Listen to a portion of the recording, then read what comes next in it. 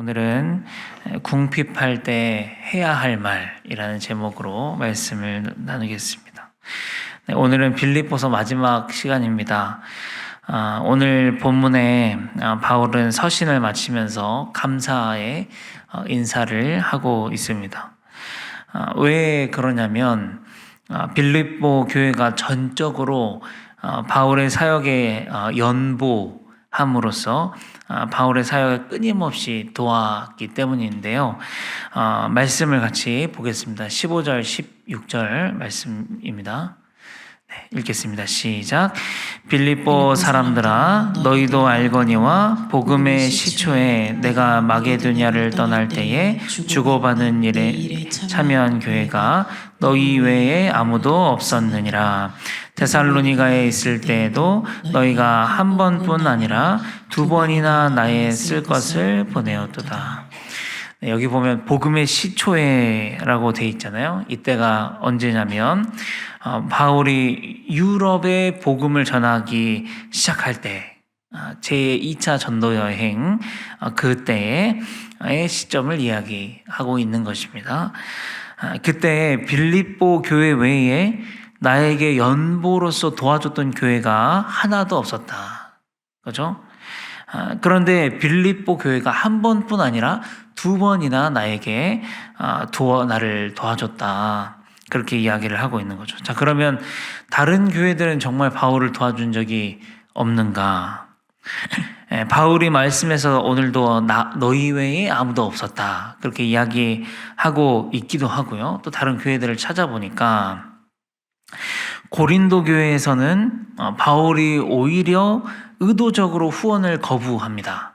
왜냐하면 복음의 순수성을 지키기 위해서 자신과 거짓 사도들을 구별하기 위해서 바울은 자비량으로 선교를 했다. 그렇게 이야기를 하고요. 데살로니가 교회에서도 후원에 대한 언급은 나오지 않습니다. 여기에서도 아무에게도 폐를 끼치지 않으려고 자기가 혼자 밤낮으로 일하면서 하나님의 복음을 전했다. 그렇게 이야기를 하고요. 안디옥 교회도 마찬가지입니다. 초기에 안디옥 교회는 이 바울과 바나바를 파송한 교회이지만 그 후에 연보를 했다, 후원을 했다라고 하는 것은 성경에 명시되어 있지 않습니다. 또 마게도냐의 여러 교회들에 나오는데 이 교회에서는 후원에 대한 이야기가 나오기는 나옵니다. 그렇지만 그 후원은 바울에 대한 후원이 아니라 예루살렘 교회를 위한 연보가 나오고 있습니다. 그러니까 결론은 뭐냐면 빌립보 교회가 끊임없이 바울의 사역에 큰 힘을 보태준 교회였다라는 것이죠. 그것에 대한 이제 감사를 하고 있는 것이고요. 자, 그러면 4장 10절은 무슨 이야기인지 자, 읽겠습니다. 시작.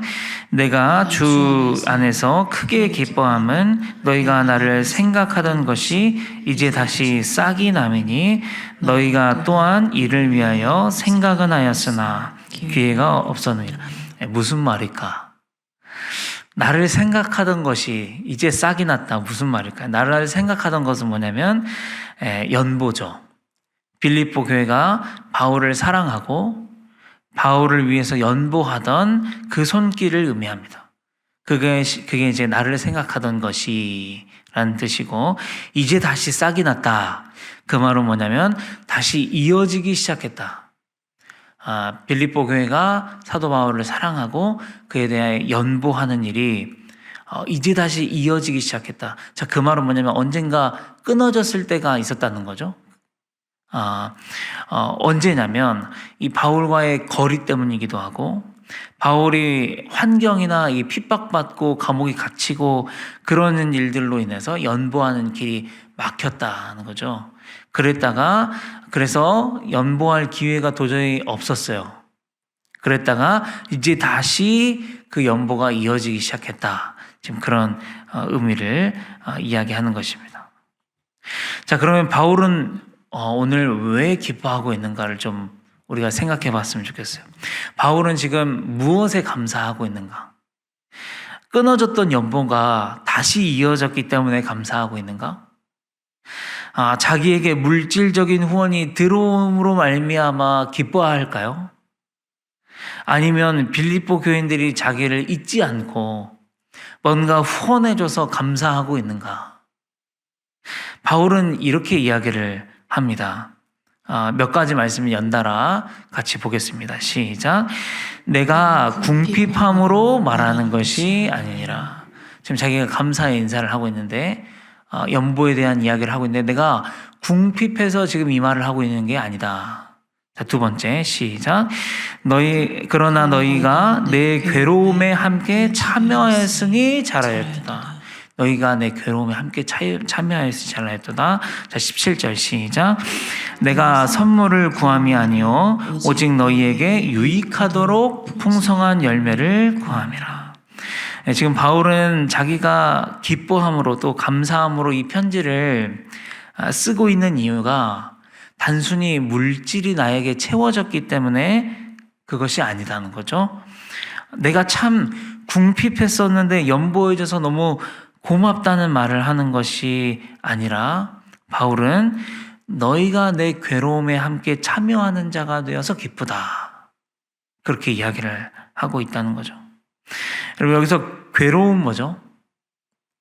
바울의 괴로움에 함께 참여하는 건 뭐냐면 그리스도의 고난에 함께 참여하는 것이죠.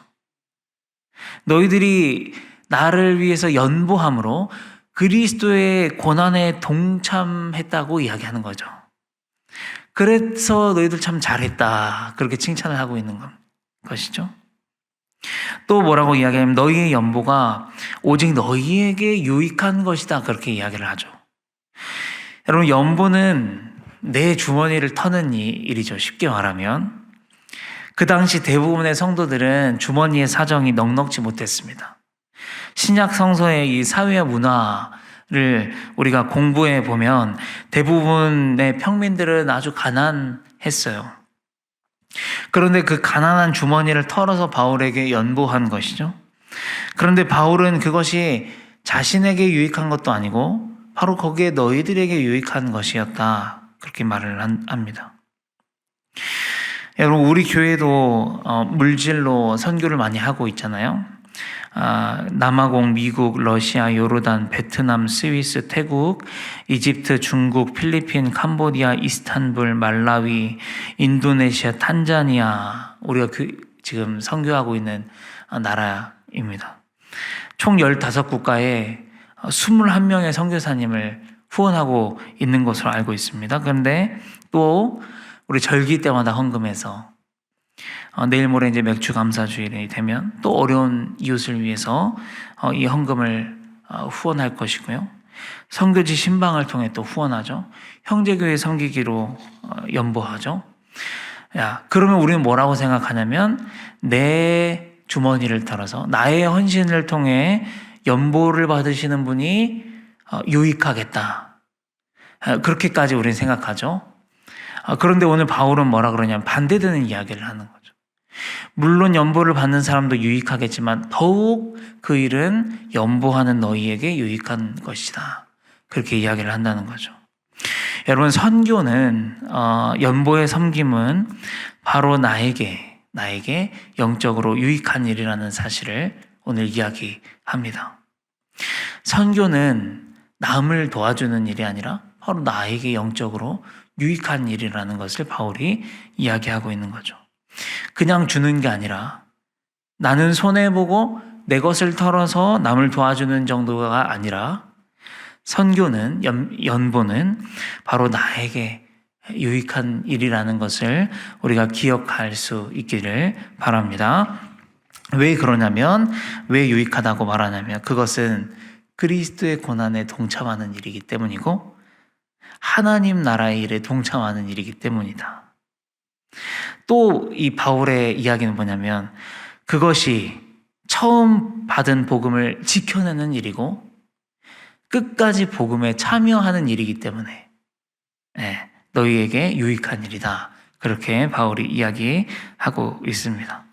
오늘 이 바울을 통해서 알게 된 선교 조금 다르죠. 그냥 뭔가 막 무작정 우리가 도와주는 거라고만 생각했는데 그렇지 않다. 선교, 연보는 나를 위한 일이다. 나에게 유익한 일이라는 것을 우리가 기억할 수 있기를 바랍니다. 자, 그러면 이번에는 바울을 한번 좀 더 깊이 보겠습니다. 바울의 형편이 어떻죠? 만족할 만한 형편인가요? 그는 지금 여러 해 감옥에 갇혀서 소송과 재판 중에 있잖아요. 그럼 그에게 침대가 있나요? 그에게 상다리가 휘어지는 밥상이 차려지나요? 모아둔 재물이 있나요? 땅이나 건물이 있나요? 자식이 있습니까? 사실 바울에게 없는 것 투성이 전혀 풍부하지 않죠. 빌립보 교회 연보가 닿았어도 바울은 그것을 자신이 다 복음을 전하는데 쓰잖아요. 그런데 바울이 무엇이라고 고백하냐면 18절에 이렇게 고백합니다. 읽겠습니다. 시작. 내게는 모든 것이 있고 또 풍부한지라. 에바브로디도 편에 너희가 준 것을 받음으로 내가 풍족하니 이는 받으실 만한 향기로운 재물이요 하나님을 기쁘시게 하는 것이라. 뭐라 그러냐면 내게는 모든 것이 있다. 풍부하다, 그렇게 이야기를 하죠. 도대체 뭐가 있길래 바울은 자기가 모든 것이 있다고 풍부하다고 할까요? 물론 뒤에 에바브로디도의 편으로 보내준 연보를 받았으므로 조금 풍족하게 되었긴 하겠지만, 여러분 오늘 전체 이 본문의 맥락상 아무리 생각해도 바울이 단지 후원 때문에 자기가 모든 것이 있다, 후원 때문에 자기가 풍부하다고만은 말하지 않고 있다는 거죠. 뭔가가 더 있는 거죠. 자, 바울에게 무엇이 더 있는가 보겠습니다. 11절 12절 시작. 내가 궁핍함으로 말하는 것이 아니니라. 어떠한 형편에든지 나는 자족하기를 배웠노니 나는 비천에 처할 줄도 알고 풍부에 처할 줄도 알아. 모든 일 곧 배부름과 배고픔과 풍부와 궁핍에도 처할 줄 아는 일체의 비결을 배웠노니. 어떠한 형편에든지 나는 자족할 수 있다. 비천이 찾아오면 비천에 처할 수도 있고, 풍부가 다가오면 풍부에 처할 줄도 안다. 배고픔도 괜찮고 배부름도 괜찮다. 그런 일체의 비결, 자족을 배웠다. 근데 왜냐면 어떻게 이 자족을 배웠냐면 13절에 이제 이렇게 나오는 거죠. 시작. 내게 능력 주시는 자 안에서 내가 모든 것을 할 수 있느니라. 이게 비결이라는 거죠. 바울은 자신에게 능력을 주시는 자가 있다는 거죠. 자신에게 능력을 주시는 자 안에 있다는 거죠. 그것이 자신으로 하여금 풍부와 비천에 처할 수 있어도 처해도 괜찮게 만들어준다. 배고픔과 배부름에 처해도 자족할 수 있는 비결이다. 내게 능력 주시는 자 안에 있기 때문에 나는 모든 것이 있다. 그래서 풍부하다고 고백하는 겁니다. 그럼 오늘 우리도 궁핍 가운데 처해 계시는 우리 성도님들이 계실 것입니다. 상황이 궁핍하고 물질이 궁핍하고 감정적으로 궁핍하고 관계가 궁핍하고 건강이 궁핍하고, 그래서 믿음이 흔들리고 마음이 흔들리고 기분이 흔들리죠.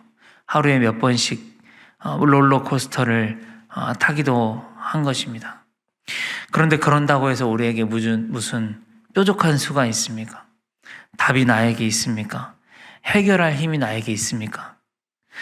저는 오늘 오히려 바울처럼 우리의 머리를 차갑게 하고 우리의 생각을 단순하게 하고, 내가 풍부에 처했든 비천에 처했든 내게 능력 주시는 자 안에서 나는 모든 것을 할 수 있다. 내게 능력 주시는 자 안에서 나는 모든 것을 가졌다. 그렇게 고백해 보시면 어떠시겠습니까? 어차피 내 손 밖의 일이라면, 주님 나는 궁핍하지만 내가 예수 그리스도를 가졌으니 나는 모든 것을 가졌습니다.